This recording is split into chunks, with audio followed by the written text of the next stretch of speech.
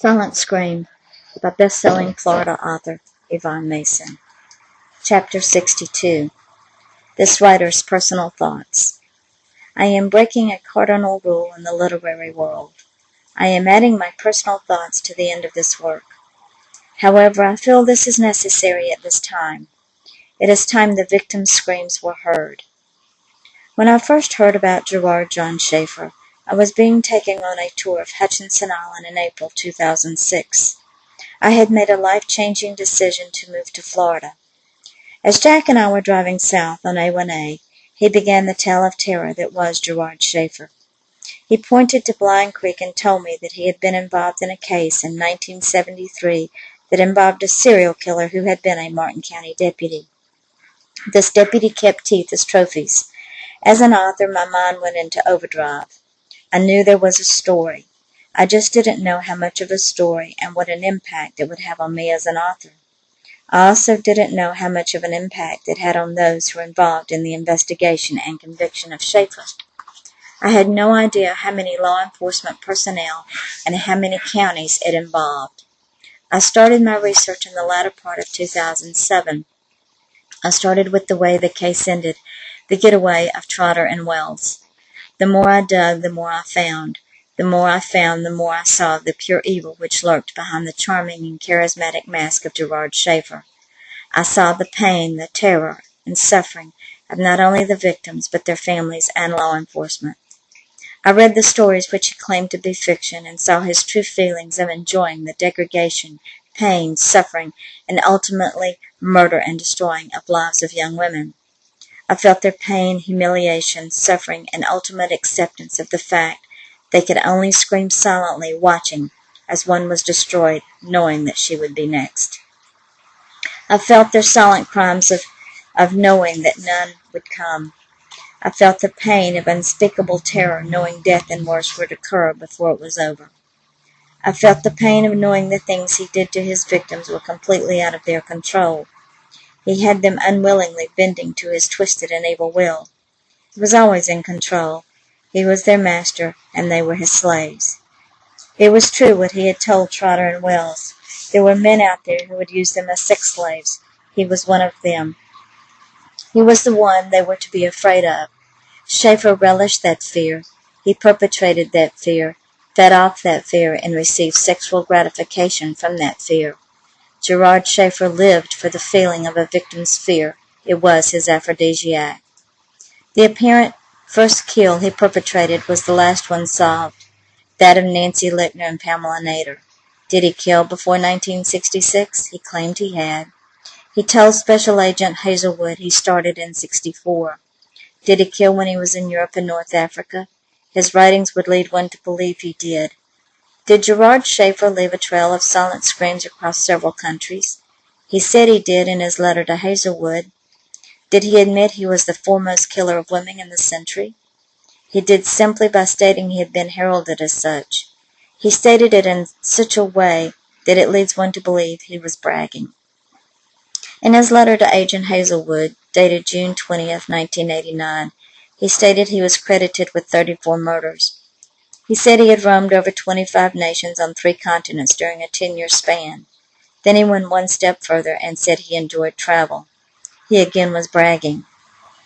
Gerard Schaefer believed he was the absolute best at doing what he did, kill women. But not just kill them. He enjoyed degrading them, torturing them, and then raping them once they were dead.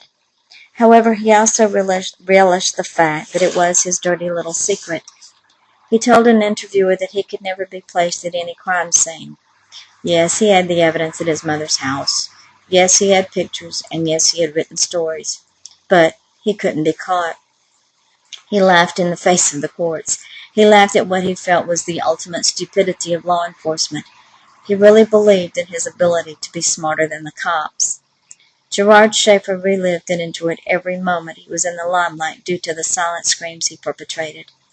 He enjoyed great gratification knowing he would never be caught. Sure, he was in prison for Jessup Place. Sure, Trotter and Wells got away. But he could explain all of that. With Trotter and Wells, well, it was a clean arrest. He just got carried away. With Jessup Place, well, he was convicted unjustly. He didn't do it. because he believed they were whores. The only evidence he had was that he created in his world, in his reality. True serial killers such as Gerard Schaefer enjoy reliving the crime in fantasy. It is much more gratifying than the real-life experience. He wrote his stories so he would always have his victims with him. In his sick and twisted mind, he could reread his accomplishments as many times as he wanted to.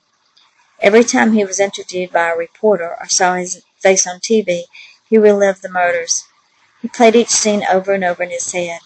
He relished in the crimes of abduction, rape, degradation, torture, murder, and mutilation with glee. These writings not only gave him gratification, they made him feel important. He was somebody. Georgia Jessup, Susan Place, Colette Goodenough, Barbara Ann Wilcox, Nancy Littner, Pam Nader, Nancy Trotter, Pamela Wells, Carmen Halleck, Lee Hanline, Belinda Hutchins, and the others were forced into Gerard Schaefer's reality. They became his victims, his fun, and his gratification. He had no regard for their pain, fear, terror, suffering of the degrading of their bodies. It didn't bother him that the families of these young girls would be forever in pain. They were victims as much as their daughters. Carmen Halleck's daughter was left without a mother at 2 years old. Did Schaefer think about that? Probably not. If he did, he probably believed in his twisted, evil mind that the baby girl would be better off without her whore mother. Gerard Schaefer not only made victims of the girls he brutally murdered and dismembered, he made victims of his own family. He left them to bear the burdens of his actions and the consequences of those actions. He left behind memories with those in law enforcement who worked his crime scenes, which they would rather not remember. Jack worked that crime scene. He saw the body parts as they were uncovered in their grave. He watched as they were placed in plastic garbage bags in pieces. He saw their clothes and the remains of what were once 2 young girls with their life brutally taken from them. It affected him April 1st, 1973. Today, 35 years later, he still feels the hurt and pain he felt when he first walked on the crime scene of Georgia Jessup and Susan Place. While helping me research this book, we were allowed to view the physical evidence at the scene. It brought back many haunting memories, and Jack was visibly moved.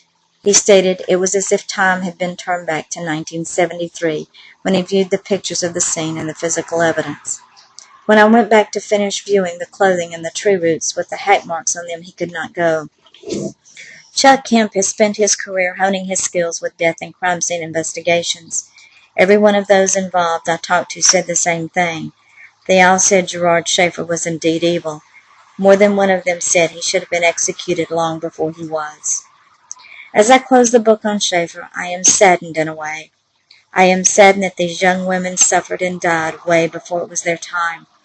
I am saddened that they have screamed silently for over 35 years. I have grown close to these young women. They have lived in my head for almost a year. I feel they had a hand in telling their story. They have been so much a part of my life it is hard to let go. But let go I must. I must give them a voice. Now, no longer will the victims scream in silence. They now have a voice. And with this voice comes peace. For the girls, sleep well, Yvonne.